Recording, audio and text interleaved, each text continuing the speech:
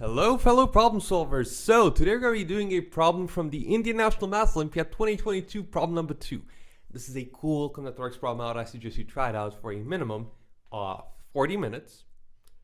Ideally an hour and a half to 2 hours, maybe even 2.5 hours, not more than 4 hours. If you'd like to go along with us, give this a go for the next 10 minutes. What are your first ideas? Put them out on paper, and now let's begin. So what is it that you see here? Well, okay, we're looking at a permutation 1 through n, such that there's this sort of condition holds true. Like this is sort of, you can think of this, I don't know what this is called. Tau? No, tau is something else. This has a name. I'm just going to call it tau. This tau thing has, like, it's a function that's a bijection from 1 through n to 1 through n.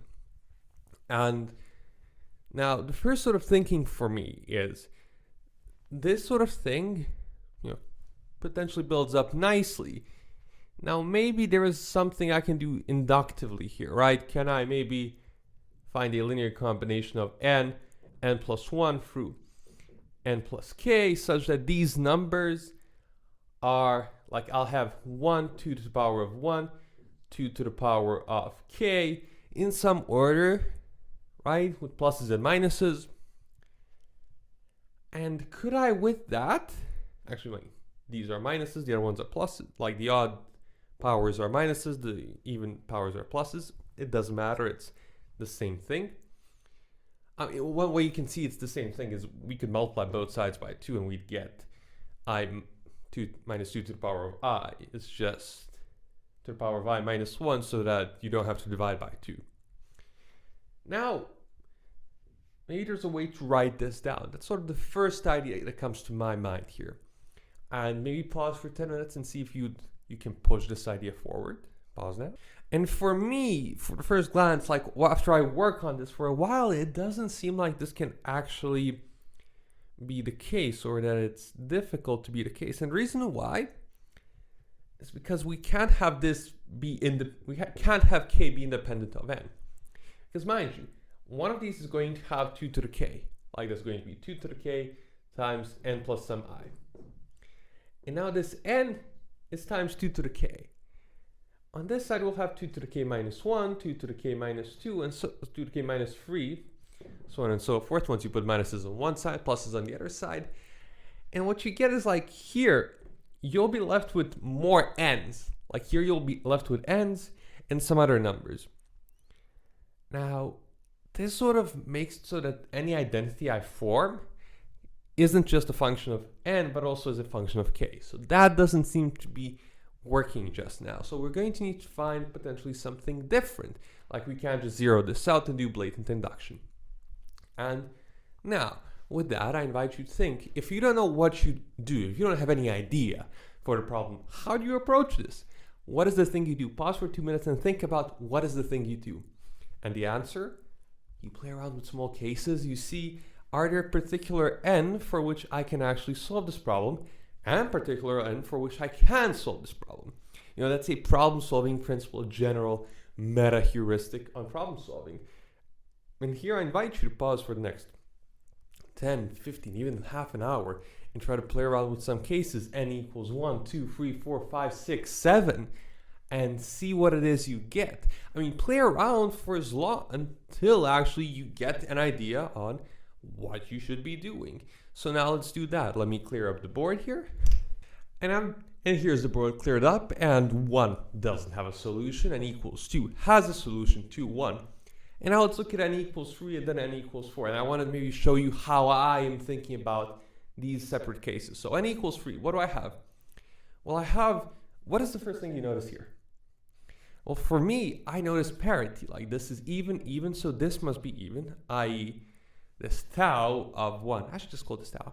This tau of 1 needs to be equal to 2. So we have a 2 here, and then we have 2 plus, we can divide by 2 then. We're going to have 2 plus 4, let's call this A3, A2 times 2. When we divide is equal to A2 times 2. So when we divide by 2, we're going to have 1 plus 2, let's call this A3, is equal to A2. Now, this implies what? Like, this is either going, like, there are 1 and 3, So A3 is free, A2 is free, and then we have the solution is, so we have A1 is equal to 2, then we have a 3, and then we have a 1 for n equals 3. Now let's go to n equals 4. What is it that we have? We have A1. Again, we have this thing, and now let's do the same thing we did before, parity. Okay, but now it's not that simple, is it? Because now this can either be 2 or 4. Okay, let's see which one we're going to pick. I have numbers 1 through 4. So I'm thinking maybe parity, modulo 4, modulo 3, there's only one of them divisible by 3. Modulo 5, there's none of them divisible by 5, and maybe there's something nice there as well. So that's sort of the thought process that goes through my mind when I'm looking at this. And now maybe it's just easiest to do. Maybe modulo 4, I'll have A1 is 2A2 modulo 4. So the first case is if A1 was equal to 4, if this was 4, then this would force A2 to be equal to 2 by modularity 4. And in the case, so first case, A1 is equal to 4. This implies A2 is equal to 2. And then I have times 4, 4 here, 4A3, 4, 8. I'll divide everything by 4, and I'll have 1 plus A3 is equal to 1 plus 2A4, and a contradiction by parity, so this one just fails right off the bat. And in the other case, I have say A1 is equal to 2 in the second case, and now it's a bit more of a trickier situation. I divide by 2. I have 1 plus 2A3 is equal to A2 plus 4A4. This now needs to be odd because this side is odd. Now modulo 4, what is everything going to be? Maybe, so either then this or this is going to be divisible by 4. I mean, they're going to, I'm thinking now, can I do this case by case basis? If this is a 1, let's actually just do this as a case by case basis. A2 is equal to 1. Why do I get a contradiction? I get a contradiction here. That doesn't work. And A2 is equal to A3. What will be my contradiction? If any, maybe there's a solution. And I'll have 2 here when I subtract from the 1. And then divide by 2, I get A3 is 1 plus 2A4. I'm left with which numbers? 4 and 1. These don't actually work out. This is 4, this is 3, so this case doesn't work out. N equals 4 doesn't have a solution. Now, what about n equals 5? If you haven't paused already for n equals 5, also actually, mind you, just one thing, maybe in general, so thinking about this, and n equals 0 is not a natural number. No, that's a big statement, but I can also think of this as for n equals 0, I'm not going to have anything on this side. I'm going to have 0 equals 0. So I think n equals 0, maybe you can think of it, potentially this is sometimes dangerous, sometimes it might work, but just a thought, okay, n equals 0 potentially could be also a solution. Now, we have n equals 4 doesn't work, n equals 2 and 3 work, and they have this 2, 1. So 2 and a 1 in both of these instances are at the end, so they're padding the ends. Maybe there's something to that, maybe there's not. But now let's move on to n equals 5. And now we're at n equals 5. Again, we must have A1 be even. Now, my thinking is this. Another general meta-heuristic problem-solving principle. We want to see even if 5 even has a solution, right? We don't know that now. And the first thing for me to do is, okay, let me try to build a solution like I did for 4, and then saw there isn't a solution. But let me try to see if I can.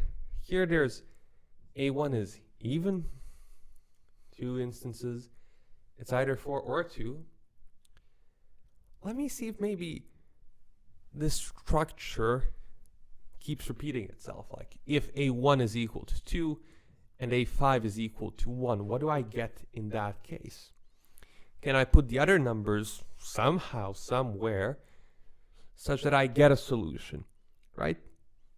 this is sometimes, like, this is a double-edged sword, to be very frank with you, because on the one hand, you're simplifying and you might construct solutions, but on the other one, you might miss a general form. So even you take, like, you see patterns, you might be wrong in the patterns you see. And I mean, it's just important to keep in mind what patterns you're trying to build. Right here, I'm doing like 1, 2, and here's 1, 2, 3. Let's see if there's any pattern for 5, 3, 4, 5. So what happens here? We're going to have this is going to be 18 plus 4a3 is 2a2 plus 8a4. Okay, divided by 2. This becomes a 9. This becomes a 2. This becomes a 4. a4. And now we have a2 needs to be odd.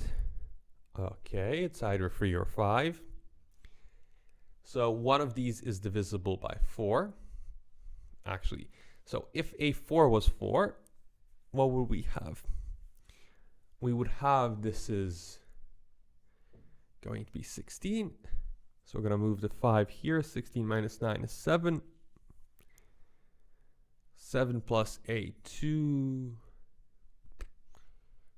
Does this actually work out? Let's see actually. If a4 was equal to 4, then we would have 16 minus 9 is 7. 7 plus a2 is 2a3. So a2 is equal to 3. a3 is equal to 5. And we're good. And we have a solution for n equals 5. That's of the form. So we have a 2. And then we have a 3 again. A 1 at the end. A5 is a3. A4 here. Okay, so is there any sort of, like, this to me looks like 1, 2, 3, 4, 5. Like it goes here, then here, then here, then here. Like this sort of a pattern. Now again, it's maybe too early to come up with a pattern. But this is the thing I'm noticing. So let's go for n equals 6. What is it that we see? Now for n equals 6, can we try maybe a similar thing to try to say, okay, we're going to have a 1, a 2. I mean, maybe it's 3, 4, and then maybe 5, 6. Like either it goes 5, 6. I'm thinking 5, 6, but maybe there's something about where you're pushing this. Right here, you inserted like 4 and 5. Maybe in here, you inserted just the 4 and 5 here on this side. Why did you do it to the left, to the right of 3 instead of to the left of 3? Like, why wasn't it 1, 2, and 3, 4, 5? Why wasn't that the pattern? Like, these are questions that I'm coming up with on the go. So maybe let's see, like, could that, but that could not have been the pattern because A2 can't be, needs to be odd. Maybe there's still, and this is the process of problem solving. Trying out some things, and do they work, do they not? You don't really know at the beginning. So let's do this x and y. What are we going to have? We're going to have this times 1, which is going to give us a 2, plus 4 times x, which is going to give us 4. Actually, no. 8 times x, which is going to give us 8x. Actually, no. My bad. 2 plus 4x, plus 8, 16. 16 times 4. 16 times 4 is going to equal to 32 times 1, plus, what is this going to be? 8 times y, plus 3 times 2, plus 6. So we're going to have, okay, we're going to have 32 here. And the 6 and the 30, we get a 28. Yeah, 28 plus 4x is 8y. Divide by 4, we get a 7. X plus 7 is 2y. It ends up being x is equal to 5. Y is equal to 6. Ends up being a solution, so it ends up looking like 5 and a 6. Okay. Okay, so what is happening here? That's my question. What's happening in this problem? Do you notice anything here so far? So we're getting, mind you, at this point, pause, maybe think about a 7. Does it work? And also think about what it is we have, maybe a big picture. Pause for 5 minutes and think about what do you guess the solution could be. And for me, I'm thinking, wait a second. So n equals 1 and 4 doesn't work. 2, 3, 5, 6 work. Now, this is either going to be something... Now, what does it make sense that this actually is, like the solution? If you look at the problem like this. Does it make sense that it's some powers of 2, some squares, right? Like these are all 2 to the power of alpha. Actually, no, 4 to the power of alpha. Now, does that make sense here? Well, maybe, but also, why would they? On the other hand, it's modulo 2 to the alpha. Like, what's the connection with n is 2 to the alpha, n is 4 to the alpha, and the solution? Now, it could also make sense that there's some like modulo, some like remainder here that gives us a, so like that forces some numbers to work and other numbers not to work. And the question is like, what is sort of a linear pattern that you could see here? That's the simplest one. And also, with problem solving, these are complex problems, mind you. You want to start simply and build up to complexity. Okay? So what is going to be the starting simply here? Well, I'm having gaps that are of a distance 3 from each other that work. So let me look at modulo 3. It could be modulo 6 that I need, modulo 9, 12. Maybe it's not that at all. Maybe it has something to do with powers of 4. Maybe it has something to do with the binary representation of n. But let's start off simply look at linear combinations. And here is where I invite you to pause for 5 minutes, think about this. What is it that you see? And the answer is, well, if you look at modulo 3, what is this? This is minus 2 is congruent to what? What's congruent to 1 modulo 3? So minus 2 to the power of I minus 1 is congruent to minus 1 to the power of I minus 1, which is 1 modulo 3. So this whole sum, call this S. So S is congruent to every single one of these is going to be the sum of this I, because this is a permutation, this is actually equal to the sum from 1 through n. And this is equal to, and also congruent to, n times n plus 1 over 2. And this is what it's all modulo 3. Now, S is 0 modulo 3. So we have 3 needs to divide n times n plus 1 over 2, which versus what? Well, either 3 divides n or 3 divides n plus 1. In other words, n needs to be of the form 3k or 3k plus 2. And with that, we've just shown that the number 7, any number n of the form 3k plus 1, does not work.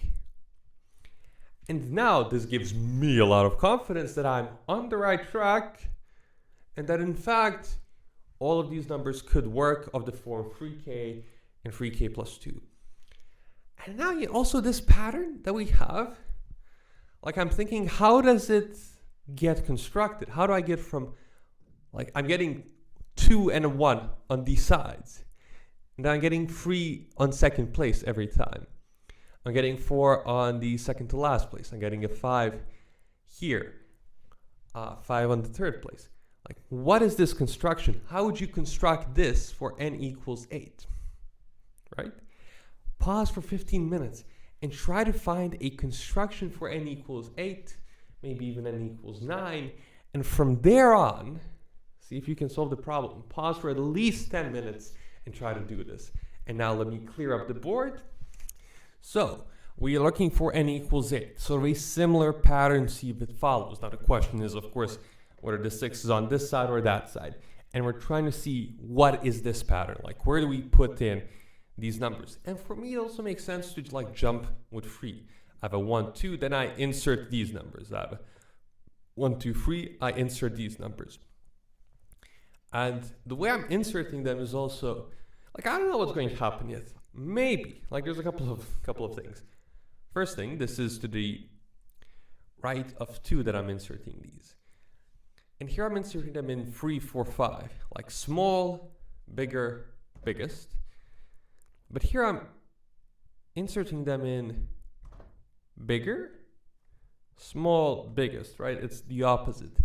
Does that have to do with 3k and 3k plus 2, or does it have to do with maybe the order of insertion? We don't know. We will figure that out. So we have x, y, z. Let's see what this is. So this is times 1, 2, 4, 8, 16, 32, 6428. And when we equalize the sides, we get, let me get this. Now I'm getting to the case where I have this. I have now 2 needs to divide x. Now I'm thinking, wait, x is here, so I'm probably, like, if this is going to be 6, it might mess up my mojo, my thing here. Let me try to see if it's 8, if it goes boom, boom, bam, bam, boom. Like if that's the pattern. So I'm thinking x is going to equal 8. That's my first case. And then this thing right here transforms into, so we get, and the answer is, well, this actually ends up working. So if we try x equals 8, we get this equation, and now we try y is equal to 7. So we get 8, 7, and a 6. And this actually looks like a solution. But let's double check to make sure that we're not missing anything here, right? Let's just make sure that no solution has been left unturned. So if we try the second case, where x equals 6, just to make doubly sure that we're on the right track, we're going to get 6 plus 4z and 18. So it's going to give us 12 on this side. 12 plus 2y is equal to 4z. Divide by 2. 6 plus y is 2z. Now this means y is even, so this is 8. And z must be 7. And we get 2 different ways we can write the solution. Like we have this as a solution. And we also get 6. And then we have y is 8 and the 7. So we get 2 different types of solutions for n equals 8. Now, what is the difference between these solutions? I don't know at the beginning. So let's maybe see, how does this relate to n equals 5? So it was a 5. We put it to the right of 5. Here we put it to the right of 2, the biggest one. And we went small, bigger, big. And here we went small, bigger, big. Okay, to the right of 5, to the right of the biggest one. Maybe this actually does work out to be a valid construction. And we could maybe check that out. Now for n equals 9, I'm curious if the solution is, like that's this solution right here. Right? Now, this solution is kind of the opposite. And it's a bit suspicious that both of these solutions ended up working. So maybe we need to double check our calculations, make sure that there hasn't been a mistake along the way. And this is where I invite you to pause for the next 10 minutes, and now we're going to wrap all this up, double check that we haven't made a mistake, that I haven't made a mistake, and then we're going to come up with the final solution. So what we see is also when we try for 9, to follow maybe this approach, is I get an idea for how I'm actually going to construct this. And now because it works for 9, I feel much better about myself. So the thing is, what did I do from when I went from 2 to 3? I put the 3 where? I put it immediately to the right of the biggest number in the previous solution. From 3 to 5, I put the biggest number immediately to the right of the biggest one in the previous solution, and then put the second largest one. And then what did I do from 5 to 6? To the right of 5, I immediately put the biggest number. And then in this solution, what I did was, I went from n equals 6 to n equals 8 by putting 8 immediately to the right of 6, and then 7, and then continued on. And once I try to do the same thing for 9, I put 9 immediately to the right of 8, and then let everything else follow. And if it works for 9, it works for 11, So I'm thinking, maybe this is my solution. But what does this actually look like to you? Right? Pause for 2 minutes. Think about, what does it look like? And the answer is, wait, this is 2, 3, 5, 6, 8, 9, and then 7, 4, 1. This is 2, 3, 5, 6, 8, 9, 11, 10, 7, 4, 1. Right, these are all numbers of, it's 3k plus 2, then 3k, and then it goes 3k plus 1. So now this is what we need to prove that this actually does satisfy our relationship. And maybe we would want to prove this separately for 3k plus 2 and 3k, right? So for 3k plus 2, what will we have? And we can sort of think about proving this inductively as well. We will have, for n equals, say, let's do n equals 3k first. We'll have 2, 3, then 5, 6, all the way till, say, 3k. Okay, 3k minus 1, and then 3k. And then I'll have 3k minus 2, 3k minus 5, all the way till 4 and 1. Right, and I want to show that this actually does work. Now we're just going to play with some sums. I'm going to have this sum. Let's call the sum of I till 3k for I equals 1 times minus 2 to the power of I minus 1. Now, what is this also going to be equal to? Well, this is also, mind you, what I'm doing. I'm doing 2 times this minus this. Do I want to do it like that? I have 2 times this minus this. I have 2 times this minus this. And then these, like, I'm thinking of the best way to sort of finish this up. Okay, maybe let's assume that for 3k minus 1, the solution was, like, we're going to do this actually maybe induction by k. That n equals 3k and 3k minus 1 have solutions. This being for 3k, and for 3k minus 1, it going up to 3k minus 1, and then doing 3k minus 2 and all the way till 1 again. Okay, so that's going to be what this whole thing looks like, and it's the thing that's here, and it's the thing that we have here. So, okay, now assume that I've proved this for some k, and I'm trying to prove this for k plus 1. So I'm assuming this is true, and then I'm trying to prove, let's first do n equals 3k plus 2.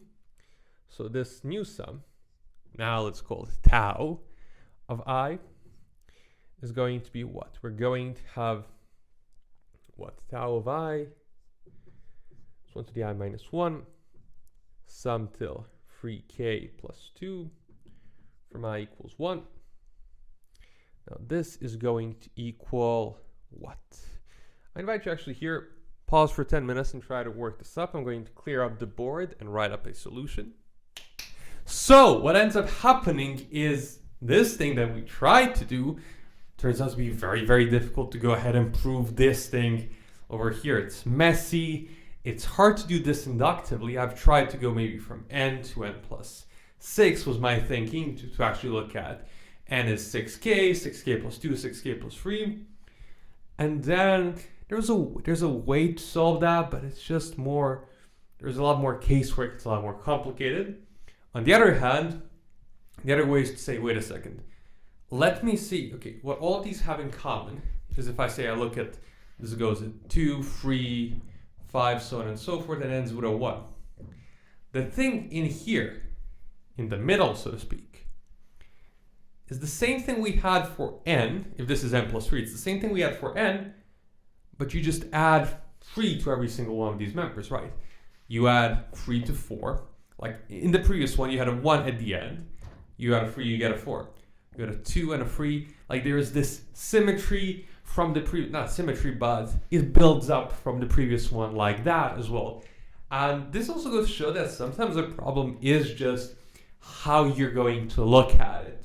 Like it really depends how you're thinking about this sequence. Are you thinking about it as I add 1 immediately to the right? Because if you do, it sets you down one path, which was difficult for me, and it was very messy. I couldn't finish it with that. No, I think I can, but it's just much more difficult. Then I saw it, and wait a second. I read online, and there's this different type of solution, which is to say, wait a second, just do this thing. And what you have when you write it out in this sum, in terms of the previous one, you define like the first, second, and the last element. You know what they are, and then the rest of them are just plus 3 from the previous solution. And that is what this over here means. And then you apply that here. If this is in fact, you take out the one, the second, and the last element, and everything else goes in here. Now you rewrite this in terms of this, and by induction you know you have the sum of this times this. It's 0. I mean, I multiplied everything by 4, and I have it, and so this ends up being 0, and then I have this sum of minus 2 to the power of I, right, from 0 to like n minus 1, and I read all of that times 12, and then this ends up actually quite nicely canceling everything out, and we get a 0. And this is a proof that the construction does end up working. We have this where n equals 2 and 3, and then we have this holds true for by induction for all n of the form 3k and 3k plus 2. We prove the 3k plus 1 doesn't work, and this finishes up our problem. Now, this is a phenomenal, in my view, phenomenal problem in combinatorics, because, I mean, or number theory as well, combinatorial number theory, a lot of algebra though. I think it's combinatorics. If I was to make a guess what this was, I'm thinking combinatorics, because it's like I know 2012 problem 6 was like, or no, it could be number theory. It could be both, but very, very cool problem. I'm very happy I looked at this problem, and I think the basic idea here is like, one, how are you going to come up with what do you do when you don't have any idea? And the principle is you play around with small cases. And in playing around with small cases, you get a motivation, okay, like what could be my solution? And then you see, okay, actually, when you play around with small cases, you also do the principle of start simply and build up to complexity, right? If there's going to be a solution, see if it can build up from the previous ones you have. And here, in fact, it actually can build up. That's how we said, okay, let's put 2 and, for when we were looking at 5, we put 2 and 1 on the ends, and then we found a solution, right? So that's the thing to think about, like start simply and then go into complexity. And then finally thinking, okay, also start simply by going into complexity when you're thinking about what could be my solution. What does make sense? Does it make sense that this is powers of 4? Maybe, potentially, but also I have numbers divisible by 3 and numbers that are 1 modulo 3. And then you see, okay, but wait, this actually lends itself quite nicely to modulo 3, because this is 1 modulo 3, and then you immediately from there you get what can be the solution. And from there it's about trying to formalize this construction. And again, you're playing around with small cases to come up with the solution. Now, this finish, and the big part really is trying to see that this isn't really maybe the best approach, though I'm sure it can be done, but rather that you can do it like this. And the thinking was, how do I use the induction hypothesis? And I went along the ways of, let me use it immediately, like the numbers 1 through n, I have what they are, equal to I have this relationship, and then how do you prove that relationship? Maybe an induction again, potentially, but it would just be more difficult. And this is, I think, much, much nicer. This finishes up our problem, and as always, thanks for problem solving.